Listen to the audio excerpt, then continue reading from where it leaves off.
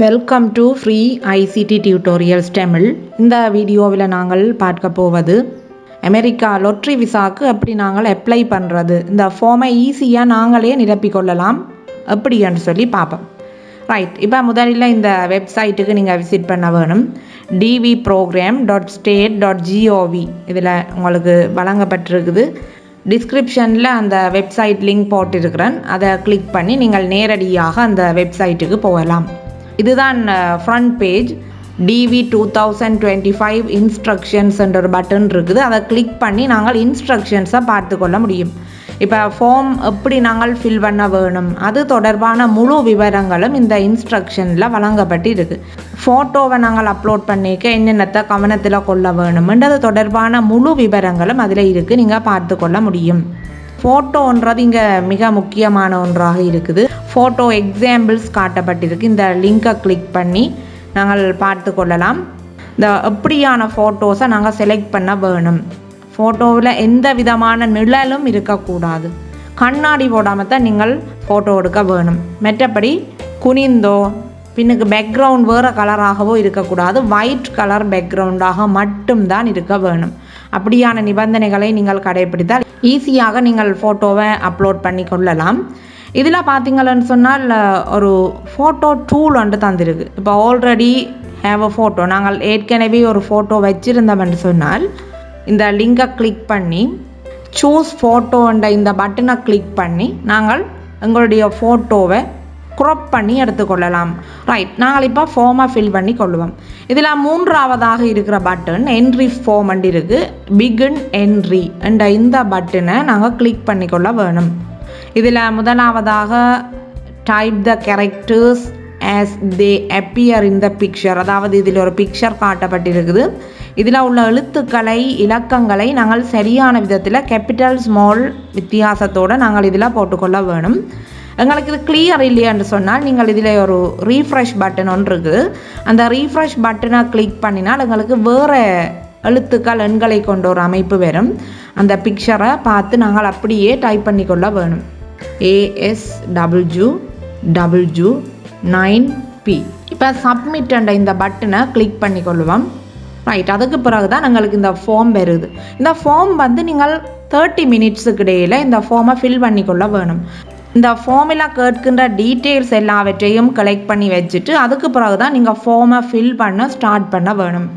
ஃபார்மின்ற part 1 fill பண்ணிக்கொள்வோம். முதலாவதில் கேட்டிருக்கு name, last row family நேம்ன்ட்டு கேட்டிருக்கு. இப்போ லாஸ்ட் ரோ ஃபேமிலி நேம்ன்னு சொன்னால் ஒரு ஸ்ரீலங்காவை பொறுத்த வரைக்கும் அடிக்கடி டவுட் வரும் கிணவேருக்கு.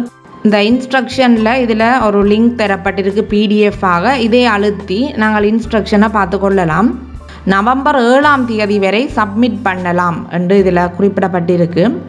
இந்த இன்ஸ்ட்ரக்ஷனில் குறிப்பிடப்பட்டிருக்கு நேம் அண்டேக last row family name, first name, middle name, இது எல்லாமே பாஸ்போர்ட்டில் இருக்கிற மாதிரி நீங்கள் போடுங்கன்னு சொல்லி. ஆனால் ஸ்ரீலங்கன் பாஸ்போர்ட்டில் பார்த்தோம்னு சொன்னால் அங்கே ஃபேமிலி நேம்ன்றது இல்லை, லாஸ்ட் நேம்ன்றதும் இல்லை, சர் நேம், அதர் நேம்ஸ் என்று தான் இருக்குது. இதில் ஃபேமிலி நேம் என்று கேட்கப்பட்டிருக்கு, ஃபர்ஸ்ட் நேம் என்று கேட்கப்பட்டிருக்கு. ஆகவே நீங்கள் கவனத்தில் கொள்ள வேண்டியது ஃபேமிலி நேம் அல்லது லாஸ்ட் நேம் என்று சொன்னால், உதாரணமாக ராஜேஷ் ரவி என்ற ஒரு பெயர் இருக்குன்னு வச்சுக்கொள்வோம். ராஜேஷ் என்பது அவருடைய தந்தையின் பெயர், ரவி என்பது குறிப்பிட்ட நபரினுடைய பெயர். ராஜேஷ் என்ற பெயர், அதாவது தந்தையின் பெயரைத்தான் நாங்கள் இதில் குறிப்பிட வேணும். உதாரணமாக நான் ஒரு ஃபார்ம் ஃபில் பண்ணி காட்டுறேன் உங்களுக்கு. ராஜேஷ் தந்தையினுடைய பெயர். ஃபர்ஸ்ட் நேம் என்றதுலாம் உங்களுடைய பெயரை போட்டுக்கொள்ளுவீங்கள், ரவி. அடுத்தது மிடில் நேம். மிடில் நேம் தமிழாக்களை பொறுத்த வரைக்கும் மிடில் நேம் இல்லை. ஆகவே நாங்கள் இதில் நோ மிடில் நேம் என்று இருக்கிற இந்த பட்டனை டிக் பண்ணிக்கொள்ள வேணும், கட்டாயம் டிக் பண்ண வேணும். ரெண்டாவது விடயத்துக்கு போவோம். ஜெண்டர், மேல் ஃபீமேல், அதில் நீங்கள் செலக்ட் பண்ணிக்கொள்ள வேணும். அடுத்தது பர்த் டேட், முதலாவது மந்த் கொடுக்க வேணும். மந்த் கொடுக்குறோன்னு சொன்னால் இப்போ உதாரணத்துக்கு 08/8 மாதம், டே என்று சொன்னால் 01, 2 டிஜிட்ஸில் கொடுக்க வேணும். இயர் 4 டிஜிட்ஸ், ஆகவே 2000 என்று கொடுத்துக்கொள்கிறேன். சாம்பிளுக்கு தான் இது காட்டுறேன்.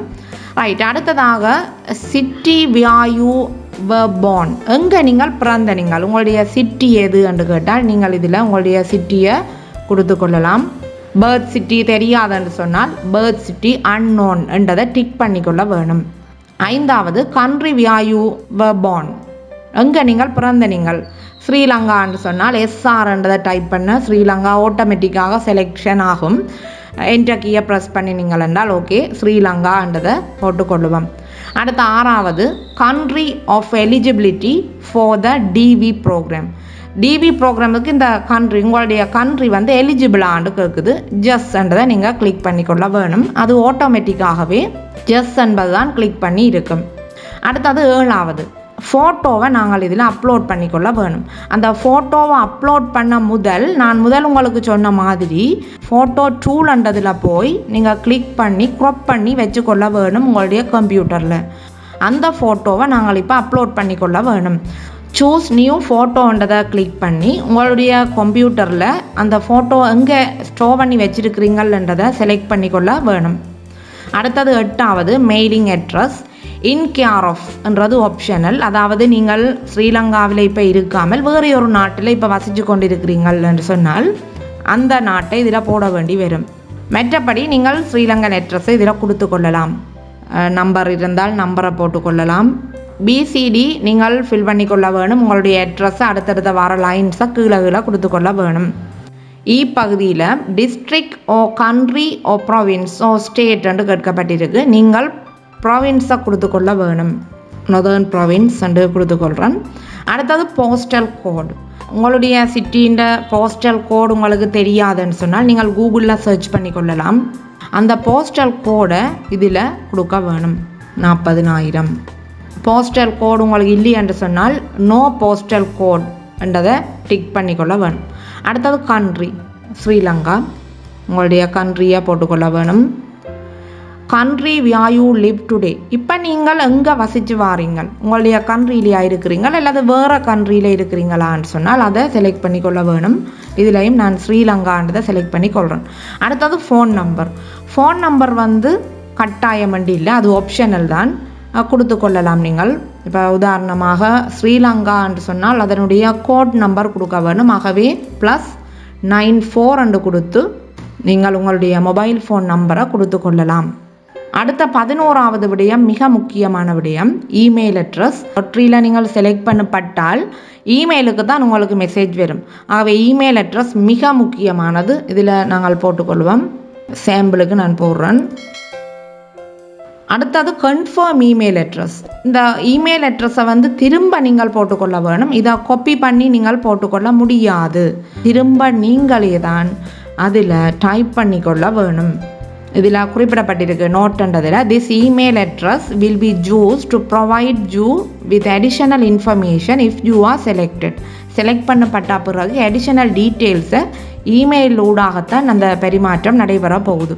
அடுத்த 12வது what is the highest level of education you have achieved as of today. தற்போது உங்களுடைய எஜுகேஷன் குவாலிஃபிகேஷன் என்ன என்று கேட்கப்பட்டிருக்கு. பொதுவாக இந்த முறை வந்து ஏஎல் எடுத்தவர்கள் மாத்திரம்தான் இதை அப்ளை பண்ணி கொள்ளலாம். அவைக்குத்தான் சான்ஸ் கூடவாக இருக்குது. High school no degree and இருக்குது. இப்போ நீங்கள் A-level எடுத்துட்டீங்கள் என்று சொன்னால் ரிசல்ட் வெரியலி என்றால் ஹை ஸ்கூல் நோ டிகிரி என்றதை போடலாம். A-level எடுத்து பாஸ் பண்ணிட்டீங்கள் என்று சொன்னால் high school degree. Vocational school some university courses university degree. இப்போ யூனிவர்சிட்டி ஒரு டிகிரி நீங்கள் படிச்சிருக்கிறீங்கள் என்றால் யூனிவர்சிட்டி டிகிரி என்றதை செலக்ட் பண்ணி கொள்ளலாம். டாக்டரேட் மாஸ்டர்ஸ் என்றதை நீங்கள் குறிப்பிட்டு கொள்ள முடியும். ஏஐ விட குறைந்த குவாலிஃபிகேஷன் இருந்தால் இதில் ஒரு லிங்க் உங்களுக்கு வழங்கப்பட்டிருக்கு 1tonline.org என்று அதை கிளிக் பண்ணி அந்த வெப்சைட்டில் இருக்கிற வேலைகள் தொடர்பாக உங்களுக்கு ஒர்க் எக்ஸ்பீரியன்ஸ் இருக்கான்னு செக் பண்ணி போட்டு நீங்கள் இதில் அப்ளை பண்ணி கொள்ளலாம். அடுத்த விடயம் what is your current marital status. நீங்கள் திருமணமானவரா திருமணமாகவில்லையா இல்லை அந்த டிவோர்ஸா விடோவான்னு சொல்லி லீகலி செப்பரேட்டடா என்று சொல்லி டீட்டெயில்ஸை நீங்கள் கொடுத்து கொள்ளலாம். மெரீடுன்றதில் 2 பட்டன்ஸ் இருக்குது. ஒன்று மெரீட் மை ஸ்பவுஸ், உங்களுடைய துணை வந்து யூஎஸ் சிட்டிசன் இல்லை என்று சொன்னால் நீங்கள் 2ஆவதை கிளிக் பண்ணி கொள்ளுவீங்கள். யூஎஸ் சிட்டிசன் என்னுடைய துணைக்கு இருக்குது என்று சொன்னால் 3ஆவது செலக்ட் பண்ணி கொள்ளுவீங்கள். 14வது நம்பர் ஆஃப் சில்ட்ரன், எத்தனை குழந்தைகள் உங்களுக்கு இருக்குது என்ற டீட்டெயில்ஸை நீங்கள் இதில் கொடுத்துக்கொள்ள வேணும். கொடுத்துட்டு கண்டினியூ என்றதை கிளிக் பண்ணி கொள்ளுங்க. பார்ட் 2 ஓப்பன் ஆகி இருக்குது. பார்ட் 2வில் இருக்கிற விடயங்களை முழுமையாக ஃபில் பண்ணி கொள்ளுவோம். இங்கே உங்களுடைய ஃபேமிலி மெம்பர்ஸ் தொடர்பான விடயங்கள் கேட்கப்பட்டிருக்கு. ஸ்பவுஸ் நேம், உங்களுடைய கணவன் அல்லது மனைவியினுடைய டீட்டெயிலை இதில் கொடுத்து கொள்ள வேணும். உதாரணமாக மனைவியின் பெயர் என்று சொன்னால் கணவனுடைய பெயர் தான் இதில் லாஸ்ட்டோ ஃபேமிலி நேம் என்றதில் வரும். அடுத்ததாக ஃபர்ஸ்ட் நேம் என்பது உங்களுடைய மனைவியினுடைய பெயர் வரும். மிடில் நேம் இருக்கின்றால் நீங்கள் போட்டுக்கொள்ளலாம், இல்லை என்றால் நோ மிடில் நேம் என்றதை செலக்ட் பண்ணி கொள்ளலாம். கணவன் என்று சொன்னால் கணவனுடைய தந்தையினுடைய பெயர் ஃபேமிலி நேம் அல்லது லாஸ்ட் நேம் என்றதில் வரும். ஃபர்ஸ்ட் நேம் கணவனுடைய பெயர் வரும். அடுத்தது பர்த் டேட், மந்த், டே, இயர் என்றதை கொடுத்துக்கொள்ள வேணும். ஜெண்டர் மேல் ஓ ஃபீமேல் என்றதை செலக்ட் பண்ணி கொள்ளுங்க.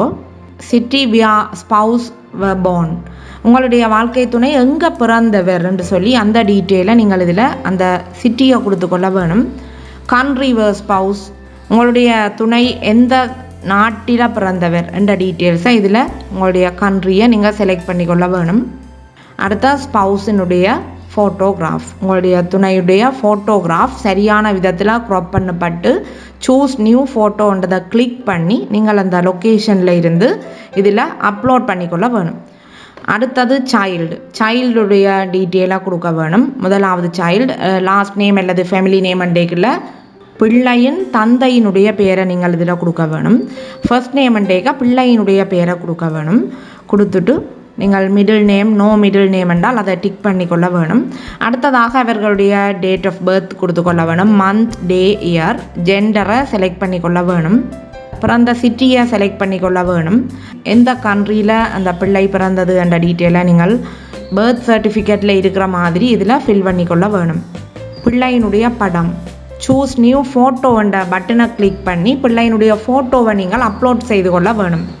2 பிள்ளைகள் என்று நாங்கள் போட்டதால் இதில் சைல்டு 2வினுடைய டீட்டெயில்ஸையும் கொடுக்க வேண்டி இருக்குது. முதல் எப்படி நீங்கள் சைல்டு 1 ஃபில் பண்ணினீங்களோ அதே மாதிரி சைல்டு 2 ஃபில் பண்ணிக்கொள்ள வேணும். ஃபில் பண்ணி முடிஞ்ச பிறகு கண்டினியூ என்ற இந்த பட்டனை கிளிக் பண்ணிக்கொள்ள வேணும். கண்டினியூ என்ற பட்டனை கிளிக் பண்ணின உடனே சப்மிஷன் கன்ஃபர்மேஷன் என்ட்ரி ரிசீவ்டு என்று சொல்லி சக்ஸஸ் என்ற ஒரு மெசேஜ் ஒன்று வந்திருக்கும். உங்களுடைய பெயர், confirmation number, date of birth, digital signature என்று வழங்கப்பட்டிருக்கு. இந்த கன்ஃபர்மேஷன் நம்பர் மிக முக்கியம். இதை நீங்கள் கவனமாக பாதுகாத்து வைக்க வேணும்.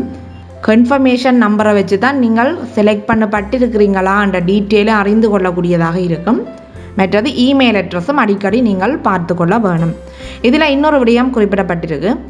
மல்டிபிள் என்ட்ரிஸ் டிஸ்குவாலிஃபை ஆகும். மல்டிபிள் பல தடவைகள் நீங்கள் ஒரு குறித்த நபருக்கு திரும்ப என்ட்ரி பண்ணக்கூடாது என்ற விடயம் இதில் குறிப்பிடப்பட்டிருக்கு. ஈஸியாக நீங்களே ஃபில் பண்ணிக்கொள்ளலாம். இன்னொரு காணொளியில் மீண்டும் சந்திக்கின்றேன். நன்றி.